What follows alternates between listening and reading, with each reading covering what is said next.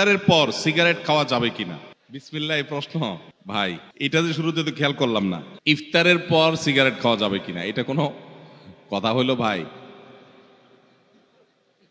ইফতারির পর আসলে হয়তোবা প্রশ্নটা এমন কোনো ভাই করছেন যিনি প্রশ্নটা লিখে পাঠিয়েছেন, হয়তো এই বেচারা সিগারেটের বদভ্যাস আছে, আবার লোকটা রোজাদারও।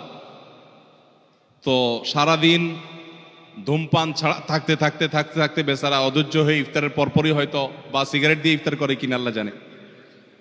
ইফতারের পর ধূমপান করা গুনাহ, কারণ যেটা মানুষের স্বাস্থ্যের জন্য ক্ষতিকর এবং নিশ্চিত ক্ষতিকর, যেটা মানুষের জন্য বিষের মতো ক্ষতিকর, ধ্বংসের দিকে মানুষকে নিয়ে যায়, এবং যেটার ক্ষতি ছাড়া কোনো উপকারিতা আপাত দৃষ্টিতে নাই, সেই জিনিসটা মানুষের জন্য হালাল হয় না, সেটা মানুষের জন্য খাওয়া জায়েজ হয় না। ধূমপানটা